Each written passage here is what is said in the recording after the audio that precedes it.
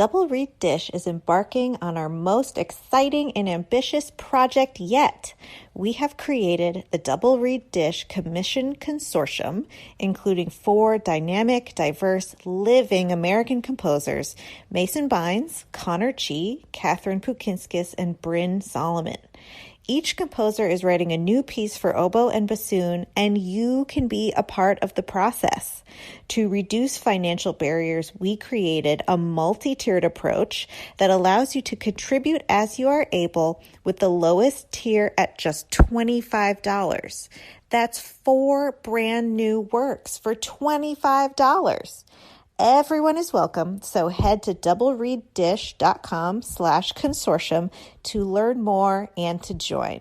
We would love to have you be a part of this project with us. Ugly Duckling Oboes is dedicated to the development of young oboe players. They provide quality handmade oboe reeds, private lessons, and high-quality oboe sales, rentals, and consignments. The oboes that they rent are conservatory mechanism oboes that include the left-hand F key and low B flat key. All are maintained by oboe-specific technicians. In-person lessons are available, as well as virtual lessons for students who live outside the geographic area or have transportation and scheduling challenges. They also offer online college audition coaching for high school juniors and seniors who plan to audition to be music majors. Visit uglyducklingoboes.com for more details on how you can set up yourself for success and sign up for their newsletter. That's uglyducklingoboes.com. Hey, oboists! Have you ever found it difficult to sort out when and how to find a new oboe or English horn? Oboe Chicago streamlines the process, providing personal and professional consultation and a large selection of lovely instruments. The process feels comfortable and thorough. Selection includes F. Larrey of Paris, Howarth of London, Covey Oboes, and Fox products. For a current listing of Oboe Chicago's selection, please visit www.oboechicago.com. For a credit of $100 toward shipping, mention Double Reed Dish when you call or email Shauna. Hi, I'm Galit Kaunitz. And I'm Jackie Wilson, and you're listening to Double Reed Dish, a podcast for oboists, bassoonists, and the people who love them.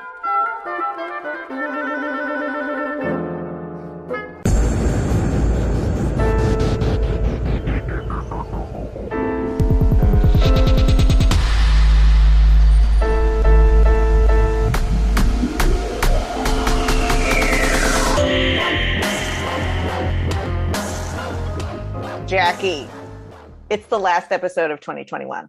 And I'm still at work. For the record, listeners, I sent Jackie the most hateful text last week. It was an audio message. You were kicking back. Kicking back. Yes, and of course it was an audio message because... Can't be bothered to text. We couldn't be bothered to even write things down. Texting was too much effort. And so it's just become trading audio messages back and forth, which is a whole new level of pathetic. I'm laying back on my couch, clinking the ice in the glass and bragging about how my semester was over and Jackie's is not. It's still not. That was several days ago and it's still not. I still have finals to give. I still have grades. And I am ready. Listen, 2021, loved you. But no, I mean, for real, let's talk about, so how was your 2021? My 2021 was a lot better than my 2020. Yes, we kind of saw I don't know how much we should play into the narrative that the pandemic is over, but we kind of saw the reintroduction of a lot of things that we had to say goodbye to in 2020. We kind of got a lot of those things back. I don't know about you, but 2021 was kind of defined by figuring out a new normal, as much as we're gagging at that phrase. New normal as we chart uncharted territory. Be flexible. But all of those things are true and we had to navigate them. So yeah, you prefer 2021 to 2020?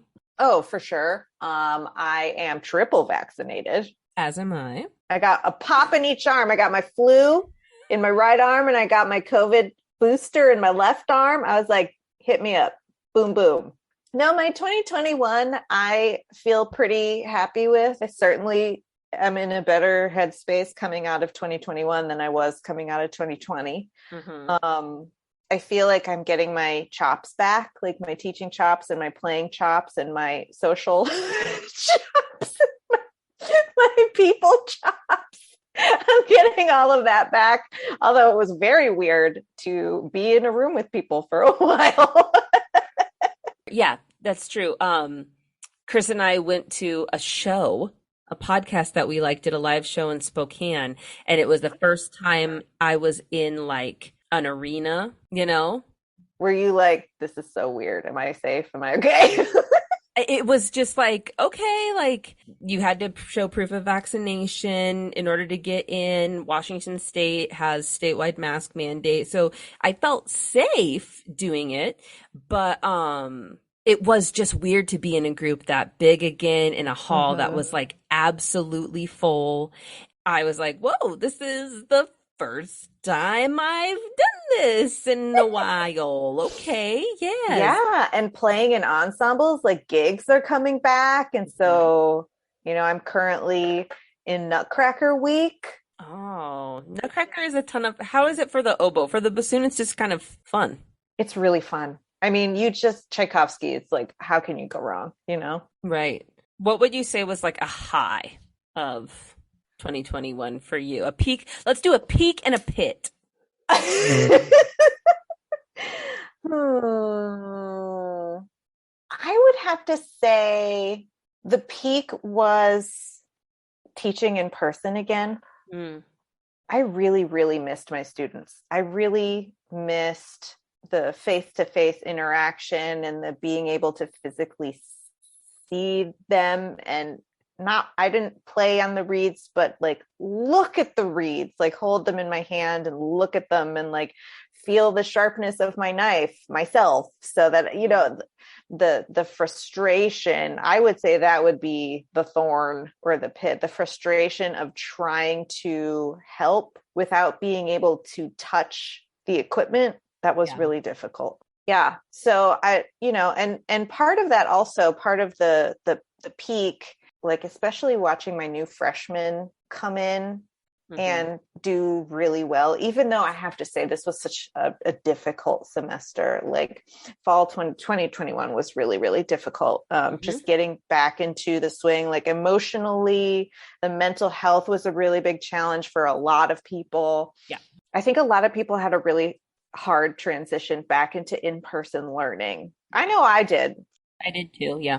I had a really tough transition. So it was kind of a mixed bag, but it was so wonderful to be able to hear people in person. And actually probably more than that was to be able to play in person. What about yours? Probably my peak would be the Jim Stevenson concerto that I did in October, because I agree with everything you said. My pit would definitely be, it sounds so dour to say my pit would be this semester, because that's not true. But yeah, my pit would be kind of the fatigue that I felt coming back. I did feel like certain things seemed like more work, even though I know it's the same amount I was doing before. Things made me more tired. Just coming out, emerging again, I did. And I feel kind of more exhausted at the end of this semester than I remember feeling at the end of normal falls. Yeah. Losing my steam, I guess, at the end has been my pit. Yeah. I just kind of feel, not to be corny, but I feel like I'm at home. I feel right here, and it maybe took a little bit of stretching, but I feel like I'm in my sweet spot in terms of fit. And so that was super cool, but I'm ready for a breaky break. Nap time. Jackie needs a break. Do not email me. If you have a request, you may submit. I believe we're back on like January 7th or something. You may submit. I have a lot of things on the agenda, and most of them are television based, and I'm very excited. What are you looking forward to in 2022? The podcast has quite a bit to look forward to in 2022. Oh my goodness. Yes. Okay. So if you are in the area of Oklahoma City on Saturday, January 15th, come to the Oklahoma City University Double Read Day, where we will be guest artists. It's going to be a blast. It's going to be our first in-person live show since the pandemic, and we are going to bring it. It's going to be fabulous. But Galit, what if I'm not close to Oklahoma City? What if I'm closer to, say, Nebraska? Well, funny you should mention, but if you are in the Lincoln, Nebraska area on February 12th, you can come to the University of Nebraska Lincoln Double Read Day and hang out with us there live. And if you are not near either of those places, you should still mark the calendar for February 12th, because our wonderful hosts, Bill McMullen and Nathan Cook, have said, listen, we need to live stream the live show. So anyone, anywhere in the world will be able to tune in to watch us do a live show at the University of Nebraska Double Read Day, which is the first time we will ever do a live streamed live show. It's going to be awesome. It's going to be something. And so tune in to see, are we ready for live TV? Are we ready to take over Jimmy Kimmel's gig? I think so. I think so too. And also, thank you, and special shout out to Rachel Maxo and Anna Resnick Henson at Oklahoma City University, who are having us there. So please come hang out with us. We miss seeing your beautiful faces in person, and we would love to meet you IRL.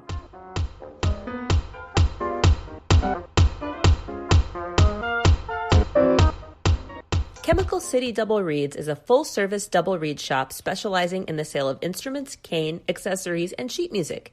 Double Read Dish listeners can enjoy free shipping with code DRDISH, all caps, no spaces.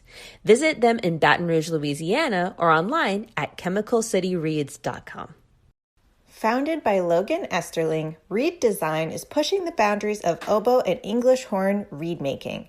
They take the knowledge they've collected from hundreds of reeds and, with the power of machine learning, derive patterns and trends that accurately predict the characteristics of finished reeds while early in the sorting process. The result is quality reeds with characteristics you can count on. Using their products will save you valuable time and let you get back to what you love, making music. Visit www.reeddesign.io to learn more. That's REEDESIGN.io.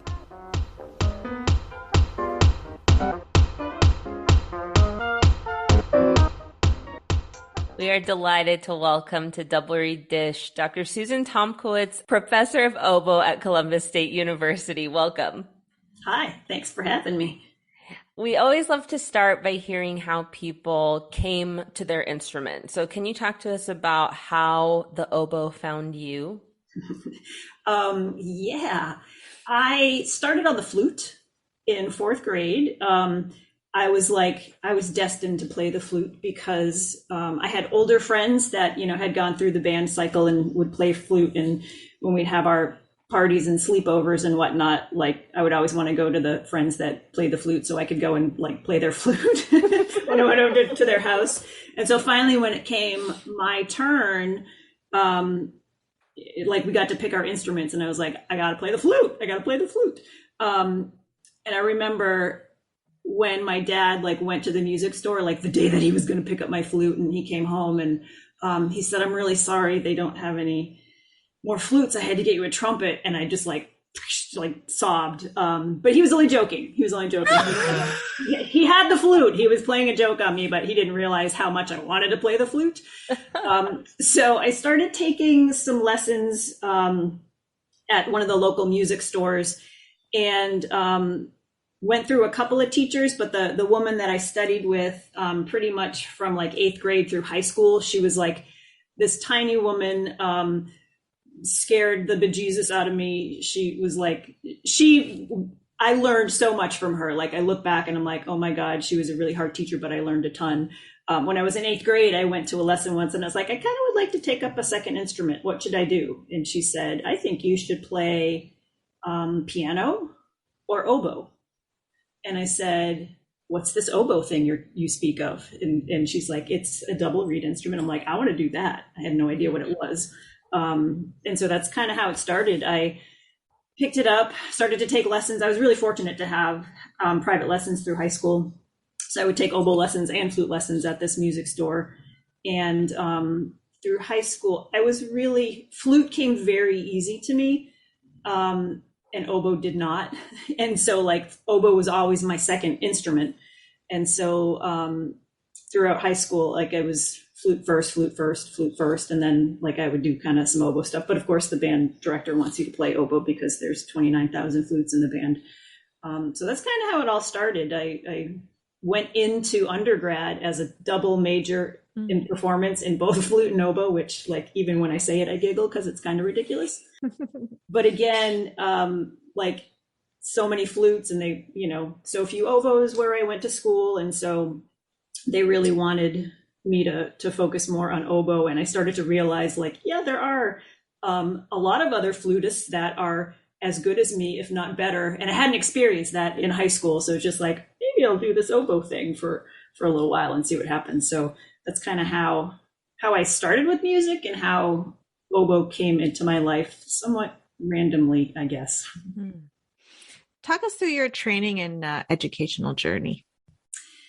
Yeah, I went to the University of New Hampshire for my undergrad.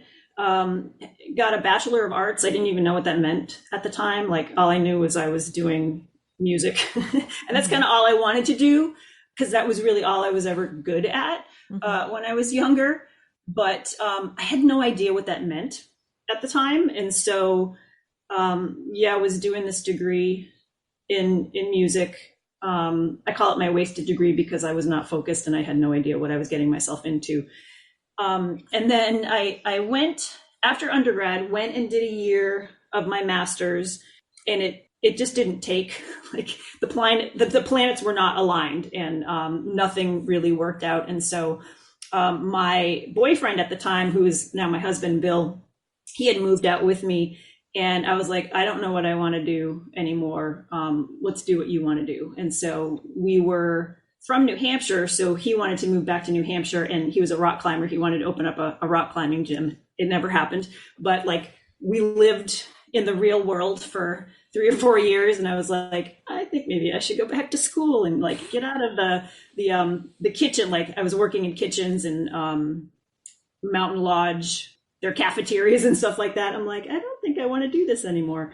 So I started to like practice again. I had really put my instrument away for a while. Started to practice again, got back in touch with my oboe teacher from high school and started to study with her. And then she sort of left. She moved to Mexico, and I took over all of her teaching and a lot of her gigs in the tri-state area of Maine, New Hampshire, and Massachusetts. And did the freelance thing for about a year and a half. And then I was like, I should go back to school and finish my master's. And so I went to the University of New Mexico, spent a couple of years there, and really liked being a student and loved, I was totally different. I was like, I had grown up a whole bunch and cared about my education and like really was super focused. And you gave me homework and I was going to do it probably twice because I wanted to get all the points for everything.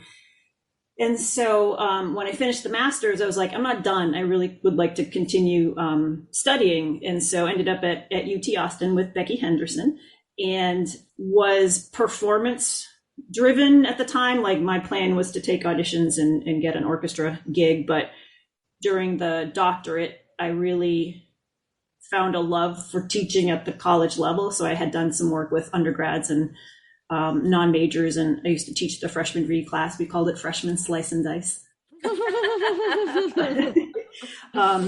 And so that's sort of how, like, wasn't my plan going in, but that's sort of how I ended up coming out. And in a lot of ways, like, I don't know what would have happened if I had stayed on the orchestral route and where I would be and what I would be doing now. But I think the academic route is good for me. It's like, I think I'm well suited for it in some ways.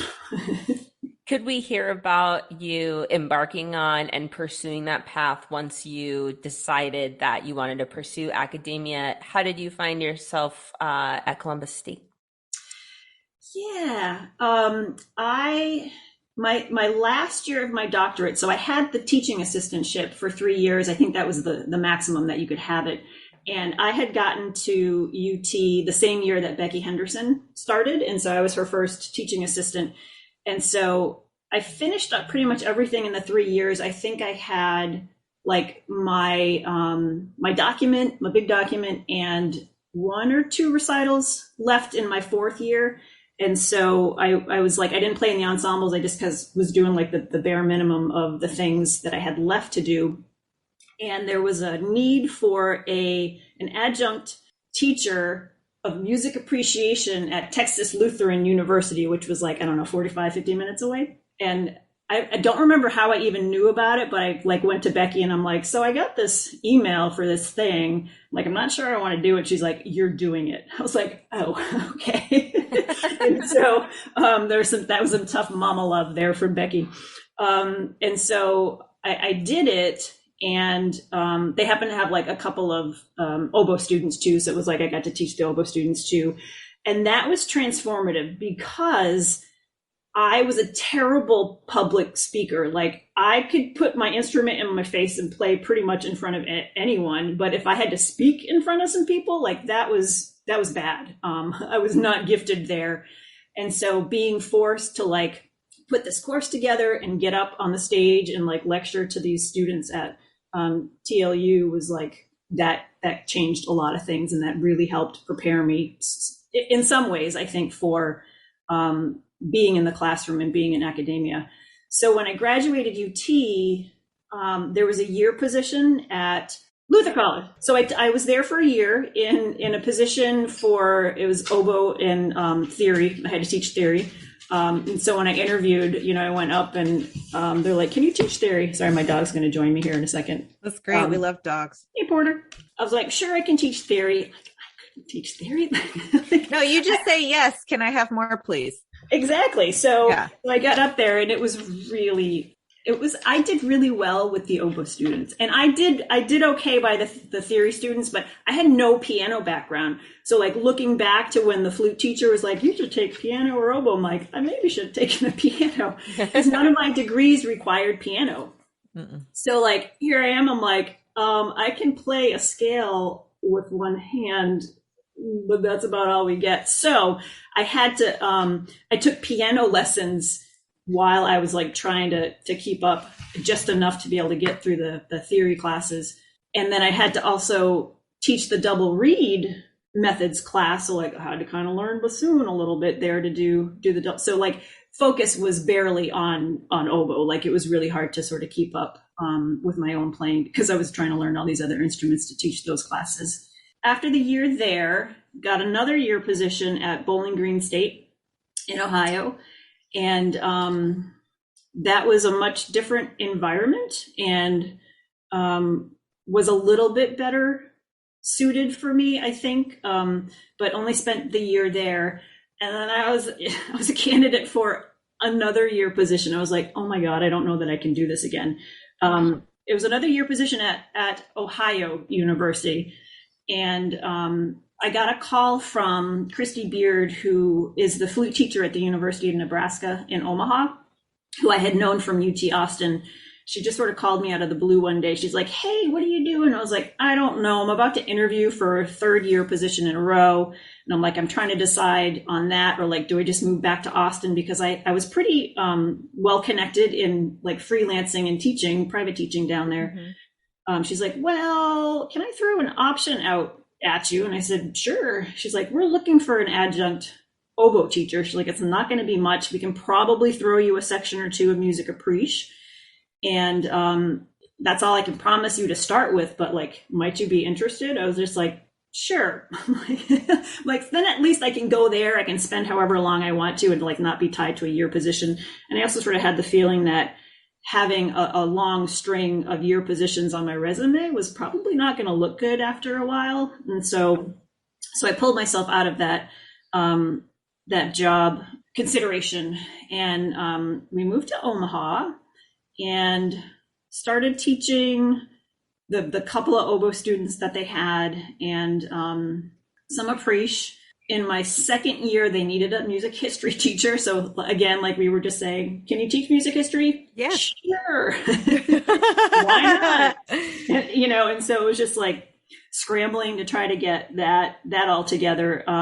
But had the opportunity to sub quite a lot with the Omaha Symphony, and Omaha's a cool little town. So That's what I've heard. It really is. So we were pretty content there. We actually bought our first house there, and I knew after our first year, I'm like, as soon as we buy a house, I'm going to get a job and we're going to have to move, which is exactly what happened. But we spent a good couple of years there, and I think I had interviewed for the real position at Ohio University that had come up, and went out for the interview. It was like mid to late fall of whatever year that was, 2008 maybe, and had just gotten home from that interview, and I felt okay. That was a heavy theory job, which Michelle Fiala was far better suited for than I was, but came home from that feeling okay, and saw the posting for the Schwob School of Music here at CSU, and I was just like, like I've never heard of this place before. Do I want to move to Georgia? I'm like, I need a job. I should go ahead and apply.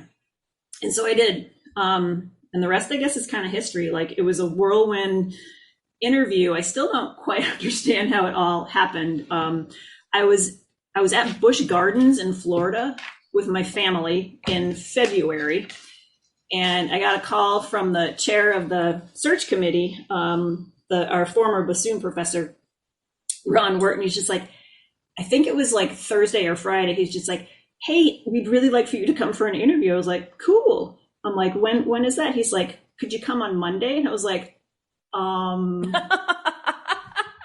okay. and what was going on? Like, I was there that week. The following week, I had guest artists coming in on Thursday, actually Becky and a former bassoon colleague, Nate Zeisler, who I was at Bowling Green with. They were coming in Thursday of that following week for a double read day that we were having. And I was like, Ron, it's really not the best week. Like, any chance we could postpone 1 week, because that's when our spring break. He's just like, no, we really need it to be on Monday. I'm like, alrighty, I'll make it work. And so luckily I had brought my oboe like on vacation with my family, much to their dismay, because they heard me practicing all the time. I remember my niece being like, can we change the station? I was like, oh, that's cold. That's really cold. So I agreed to come out on Monday. He's like, oh, by the way, we're going to need you to teach a lecture on Wagner for the music history class. I was like, alrighty, perfect. So we flew home on Sunday. I was very lucky that one of my very good friends at UNO, her husband was the cello and the music history teacher. So we flew in, I went to campus, he met me in his office, and we put together this lecture on Wagner. And like, he saved my skin basically. And so flew out on Monday. I was in town, I think maybe 16 hours, went in and did the thing and left. And it was about a week later, I think, that got the call and offered me the job. And I was like, cool.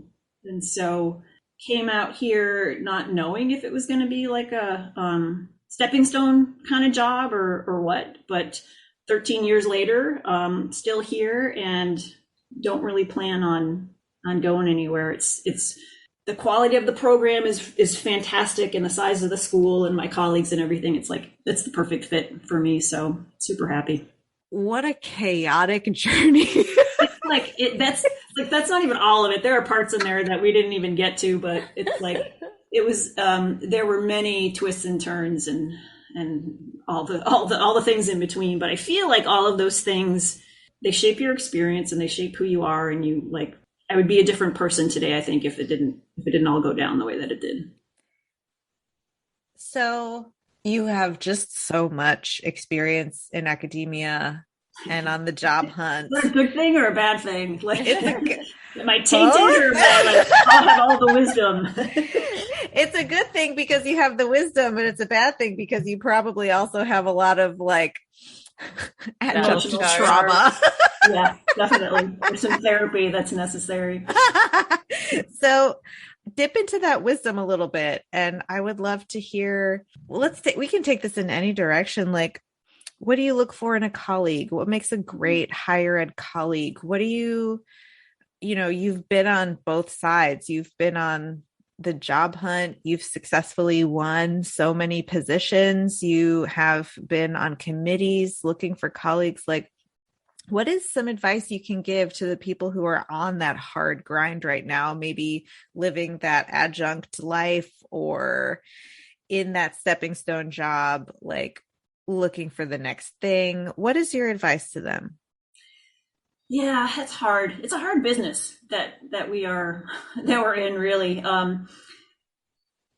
As the interviewee, I guess, in any job position, I would say, like, your job is out there, and try not to get too discouraged when year position after year position after year position, and like you're not landing any of those positions, and like then you're adjunct for a little while. It's like there's a journey, I think, that needs to happen, and eventually you'll find the place that is best suited to you and like where you're the best fit, ideally. When we interview, I think it's like interviews are such a funny thing. Not double reed dish interviews, double reed dish interviews. It's delightful. Academic position interviews, I guess we can say. It's so funny because it's like, on both sides, and this is partly just me, I think, in my personality, like I'm a very real, down to earth person, and Can confirm. yeah, but I can't expect that from everyone. But I would, if I get the sense that someone comes in and they're genuine, like they get the skills, they get the CV, they've got some experience, and they seem like a genuine person. That's the kind of colleague I tend to lean towards, because disingenuous people, it's like I can smell them a mile away, and they really turn me off very quickly, and I sort of don't want to be anywhere near them. But we have all kinds of colleagues, right? And we have to learn to navigate the hallways and the life of academia with everyone. So, I mean, I can exist with pretty much anyone. Am I going to seek out opportunities to play music with everyone? Probably not, because like I kind of want to like you, right? if I'm gonna share some music and have some fun. Mm-hmm. But for me, it's like, be real, be genuine, mm-hmm. Be yourself. Be yourself, absolutely. And mm-hmm. when you're on the track, whether it's doing orchestral auditions or like academic position interviews, like hang in there, I think. It's like that poster with the cat hanging. Yeah, hang in there. Switching gears a little bit, you are very engaged in commissioning and creating new works and expanding the repertoire for the oboe. I'd love to hear about those experiences, and maybe if you could also talk to our listeners a little bit about the process of working with composers to create new works and why that's so attractive to you. Yeah, I feel really strongly about that. And in fact, when we did the IDRS conference here in 2016, talk about needing some therapy, I'm glad we did it. But that was a lot. We created something new, and we did a new like composition contest, because we want to introduce new repertoire into the organization, because I kind of feel like that's part of the function of the organization, right? If they're not going to support that, then who is? Mm-hmm. And so we were super happy about that and introducing that into the conference here. I think it kind of died for a couple of years, but I think it's back. Like I think there's there's some fresh perspectives now in the organization, and that's really exciting. I just feel like it's part of my role as a musician and an educator. Like, I feel like I need to be making some contributions, and that's one thing that I feel like I can do. So kind of everywhere I go, like even back at UT, like I made some friends with some composers, and I'd be like, hey, you want to write me a piece? And so like that's kind of how it started, with just asking some composer friends to write pieces. There was a composer on faculty at UT that he had done a project. It was actually super cool. It was a collaborative project with like dance and art and film and music, and he needed English horn for that. And so it was a recording session, and I did whatever it was he needed to do, and then like was able to go and see the final project, which was super cool. And so I think the year that I was at Luther College, I commissioned him to write me a piece for English horn, because I really liked the writing for that project that he did. And for that, it was kind of like I wanted with electronics too, because he was an electronic composer. And so just kind of gave him free rein. And I was doing the premiere of that at I think it was the Ball State conference. I have no idea what year that was. It's probably like in the early 2000s. And he gave, like, finally coughed up the piece, like really late, like, dude, I need the piece because the conference is like in a month. And so sent it to me, and it was insane. Like, oh my God. Like, happy that are like physically not possible. I'm like, because I'm imagining like English horn, expressive lines, and I'm like all the notes and all of the world to happen in like 30 seconds. And what had happened was he sent it to me, and then he left town, like he was traveling, and so he couldn't revise anything. So it was like I was kind of stuck with it as it was. And so I worked so hard for that month. Like I remember the room on campus that I was just holed up in, because it had gear that I could be playing the recording and like just practicing. And I like spent days, like every day for that month, just working out this piece, and managed to pull it off. But oh my God, that was so hard. So kind of learned my lesson a little bit, like, you can give the composer free rein, but maybe check in with them every once in a while. Right. Make sure you're happy with how things are going. Progress check. Progress check for sure. And like, give yourself enough time to prepare the work before you go do a world premiere.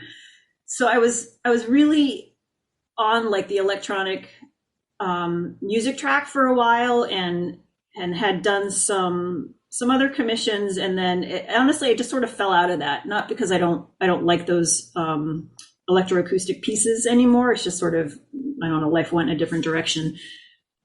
But still, like, composers that I happen to run into or that I'm working with based on the different places that I've been, which I guess that's one of the upsides. Like, I've got a piece that Brooke Joyce, who I was at Luther College with, had written me. I've got colleagues here that have written pieces, former students, some of our alumni here from Schwob, we commissioned. So we did 2 pieces in Spain. One was from a former student, Nathan Hudson, and then the other piece was James Ogburn, who is our theory and comp professor here. And so a lot of times it's just like, ask the composer, and if they're game, then cool. The latest thing that we just did was Chrysalis, Alyssa Morris's piece for English horn and piano, that of course the amazing Carolyn Hove had done the original commission for, and gave the world premiere here actually in 2015, the last year that we did the English horn master classes with her. And then, if I'm remembering right, because IDRS brain is a little fuzzy, we had her play on one of the evening concerts at IDRS when we had it here. And I just kind of fell in love with that piece and thought that there were so many opportunities for beautiful colors that I talked to Alyssa and asked her if she would rescore the piano part for like small chamber orchestra. Oh, cool. Yeah. And she was down, and I'm like, let me ask Carolyn first to make sure it's okay with her, because it was her piece initially. So she was just like, yeah, sure, that sounds like a great idea. And so Alyssa did that for us. We were supposed to premiere that in April of 2020. So what happened? So we actually just did the premiere this past Sunday. Oh, good. Yeah, so that got canned, and then we tried to do it, and then finally we just did it. And so which was super exciting. I told the students, they did a beautiful job. I worked with my colleague here, Paul Hostetter, our director of orchestral activities. And then Tatiana Muzanova, who is one of our pianists here, who actually did the world premiere with Carolyn when she premiered it here, and then played with her at IDRS. I nabbed her to play piano with us with the orchestra. So we gave that premiere. It was very exciting. I've been with that piece for a really long time, so I was really ready to do it and see it in my rearview mirror. And we record actually on Friday. We're doing a professional recording of that, and so that is. That piece, and then the Nathan Hudson piece that I had just mentioned a couple minutes ago, we've got that to record. And then that I have enough for I say a CD, but I don't think people really are doing CDs anymore. So whatever now's version, whatever it is, yeah, there'll be something. So it's all a grouping of MP3 files. Yeah. So I'm excited because it's all things that I'm putting out there. And hopefully other people will like some of the music and want to play it too. Mm-hmm. I would also love to ask you about your background in yoga and in body health and how you got there. I had tried yoga off and on. I remember when I was in Albuquerque, going to UNM, a friend of mine and I, they had it was almost like a continuing ed division of UNM, and we were just looking at the catalog, and there was a 6-week or 8-week Ashtanga yoga class, and we're like, that sounds fun, let's try it. And so that was the first time I sort of got the yoga bug, I think, and was going consistently until we moved to Austin, and then I was a doctoral student and a teaching assistant, and my husband was also in school, and I was too poor to do any yoga classes. But there was a bass student there that she had some yoga experience, and I remember there were 4 of us that we would meet in a classroom a couple mornings a week, and she would just kind of lead us in a yoga practice. And so I was just completely addicted, but very sad that I couldn't afford to actually go to real classes in a studio and pay for them. And then it kind of fell by the wayside. When I moved here, one of my voice colleagues, Shelley DeBryan, in the first semester here, she was just like, oh, I go to this yoga studio. You should come with me sometime. And it took me about a semester to finally go. And I finally did. And I was just like, oh, man, I remember how amazing this was. And I'm sorry that I let it go by the wayside for a few years. But just at that point was completely addicted and went regularly. And got to a point where I wanted more out of it. I did not want to be a yoga teacher because I tell people what to do all the time, in academia, in lessons, you're telling your students, teaching and whatever. And so that was not what I wanted, but I wanted to deepen my practice. And so kind of had the idea that I wanted to do a 200-hour certification.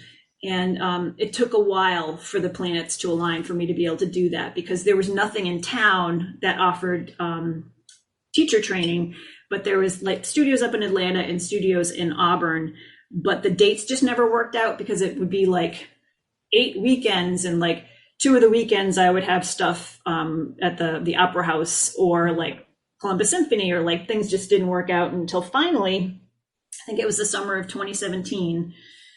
The studio in Auburn, Yoga Fly, which unfortunately is no longer open. They closed. It was a COVID, like many things. A COVID casualty. A COVID casualty, yes. It was in a 2-part. So it was the first part was the immersion, and that was 2 solid weeks. And then the second part was teaching skills, and that was another 2 solid weeks. And I could do the immersion and part of the teaching skills, but that summer we were celebrating my parents' 50th anniversary, and my mom had booked the whole family on this like trip to Yellowstone. So it was like, I can't. Killer. Yeah. I talked with my teacher, and she was just like, well, why don't you do the immersion? And she said, I'll offer it again next summer, and you can pick up the teaching skills next summer. So that's what I did. So I did the first half in 2017 and finished it up in 2018, but realized, especially when we got into the teaching skills part, that I'm like, in order to really embody this, I got to teach it. And so now I'm a yoga teacher, which I really enjoy, but there's a difference between being the teacher and like being the student on your mat and just really being able to like be inward and doing your own thing. Yeah. When you're a student, you're only focused on yourself and your own body. And when you're a teacher, you can't be focused on your own body. You're focusing on everyone else's. Yeah. Yeah. So that's been like, I wouldn't trade that. But I do miss being the student. And it's just like, I could be going to studios now. I'm just not there yet. Like, and I'm busy too. So it's like, I'm teaching a couple days. We have a great class called Yoga for Performers at school. And I've been teaching that consistently for the last few years. Usually my colleague and I swap off semesters. So I've been doing that. And then I do a for fun class for my colleagues. We just kind of meet Wednesday nights, and whoever shows up, we'll teach on Zoom. And, but I need to get back doing some for me. So I really miss that aspect. But crazy person that I am, I started a 300 hour about a year and a half ago. It's an online thing, and I was just like, it was super cheap. So teacher training, like to get your certification can be really expensive. It's going to be like several $1,000s. And so this training was really inexpensive. And so I sent the description to my teacher that I did the 200 hour with, and I'm like, does this look legit? Because it's really affordable. She's like, it looks like it has all the good components. So I was like, all right. So I signed up for it, and everything's on the Teachable app. And so I can kind of pick away at it as I have time. And so I'm about 40% done. So I'm hoping over the break, I can like knock out most of the rest of it. So I don't know. It's like one of those things that you're never done. Like there's always something more to discover and explore and learn about. And I think it's similar to music, right? So I think that's why I'm drawn to both of those things, because we're never really a finished product. Mm-hmm. You'd also mentioned that you've had to deal with TMJ and that has impacted your career. Could we hear a little bit about that experience? Yeah, absolutely. And I should have mentioned that as we're talking about like yoga and body awareness and all that good stuff. When I was 9, I like borrowed someone's bike and was coming down a super, super steep hill and hit a bump, flew over the handlebars, landed on my chin, basically slit my chin open, had a concussion. And that, honestly, I think that's where it all started. Like, how can you not have damage to your temporomandibular joint when you landed on your chin? Like, had that kind of an impact. Mm-hmm. And so, but nothing like, didn't really have any adverse effects aside. I remember going to the dentist in high school, and when I'd open my mouth, he'd be like, oh, your jaw clicks, we should check into TMJ. I was like, well, I don't have any problems with it, so why bother? It wasn't until I was here, and it was like my second or third year or so, where I was I didn't know it was TMJ. I was actually going to a chiropractor for shoulder issues. And he had done extensive x-rays and things. And he said, hey, do you know you have TMJ? And I was like, I did not know that. Interesting. But then I started to notice as I was practicing that within 15, 20 minutes, all the muscles are just not functioning. And so instead of like being able to hold an embouchure forward, they all want to get tight and retreat and go backwards. Ooh, yeah. So I was getting to the point where I couldn't really function on the instrument. And I was going to I had a recital at the very beginning of the semester, because I kind of like to do it and get it done. Yeah, me too. And I could not see how it was possible for me to get through this recital, because I couldn't put my face on the instrument and keep it there for that long. Right. And I remember driving to sort of like welcome week meetings and stuff here before this semester was starting, with a colleague that used to live nearby, and I mentioned it to her. Actually, my yoga, my friend Shelly, my yoga colleague as well.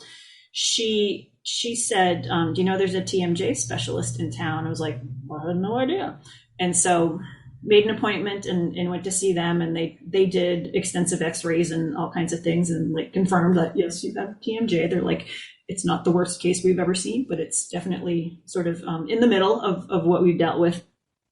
And so did what they considered treatment, which was like they made you the fancy appliance that I had to wear 24 hours a day. And so if you've never heard someone speaking with one of those appliances or had to wear one yourself, it provides you with a super awesome lisp. Yeah. So I was like, I was still teaching music appreciation here, the first half of my time here. And so I went into class that first day. I was like, okay, class, here's the situation. I'm like, you laugh at me if you want to, but I'm like, I'm going to have this lisp for the rest of the semester. They were very kind, I have to say. But that appliance trained me to open my jaw. So like my resting position was my teeth clenched and closed all the time. For whatever reason that was. And so that trained me to keep space between the teeth, at least when I'm awake, and I wear the appliance when I'm just asleep now. According to them, and I think we could probably open up a giant can of worms here, TMJ is not curable.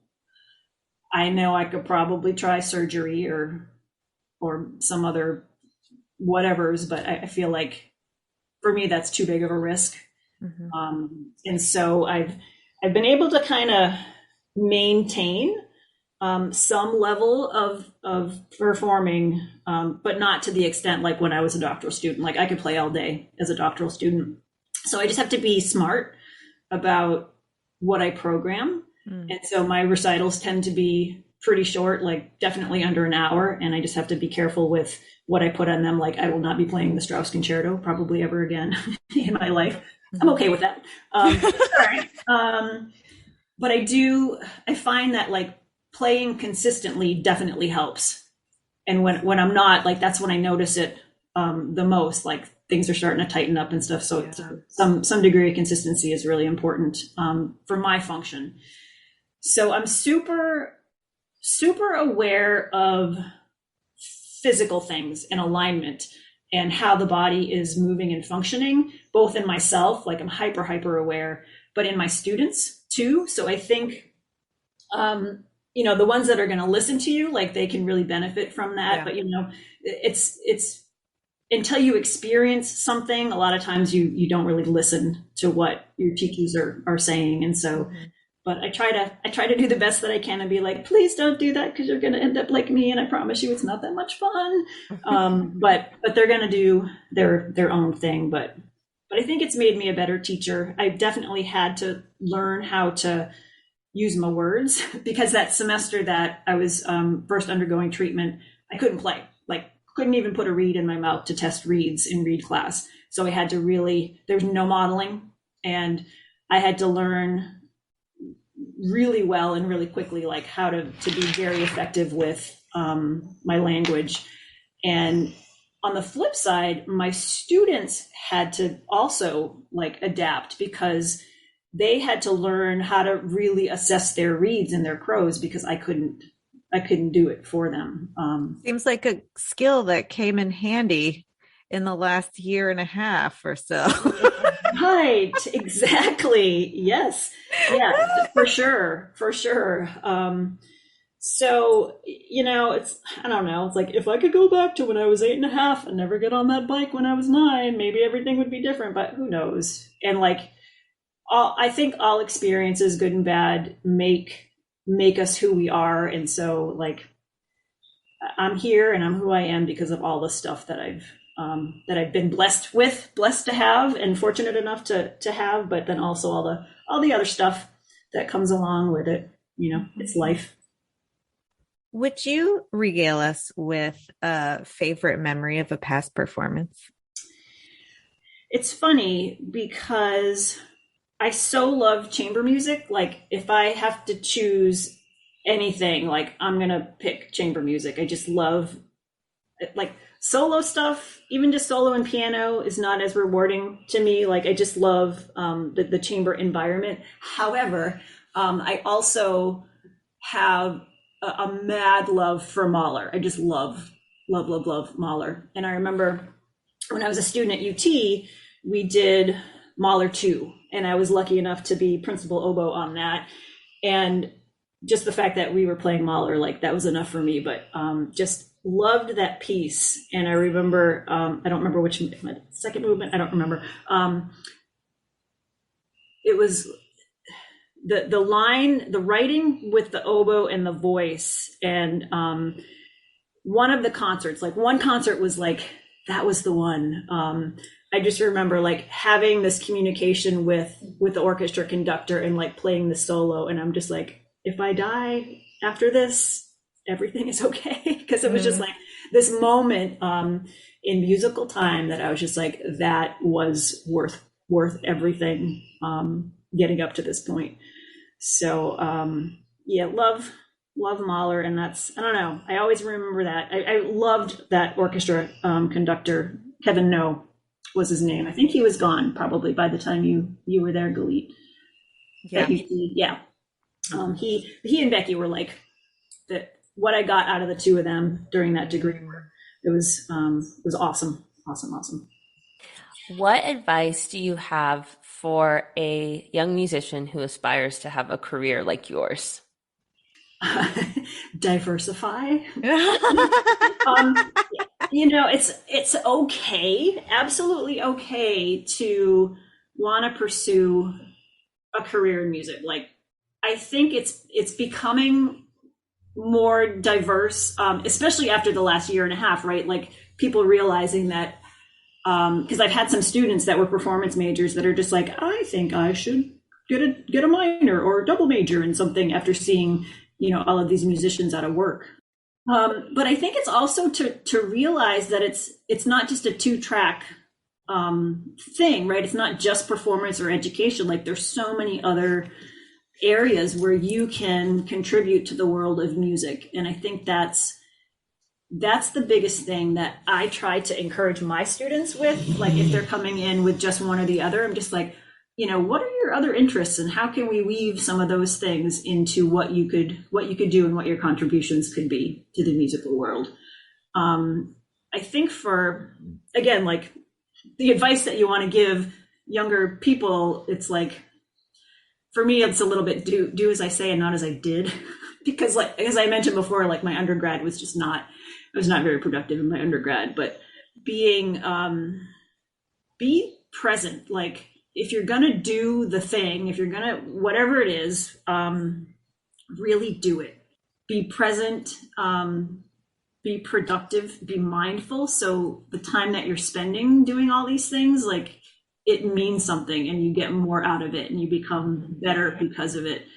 Doesn't mean like don't do other things and don't have fun, but like make the time that you, this can get really deep, make the time that you have on this earth, like make it mean something. Sue, this has been such a wonderful way to spend an hour. It's been a pleasure to talk to you, and I'm so happy to hear your thoughts on music and yoga and life. Thank you so much for coming and chatting with us on Double Reed Dish. Absolutely. It was fun. Thank you, ladies.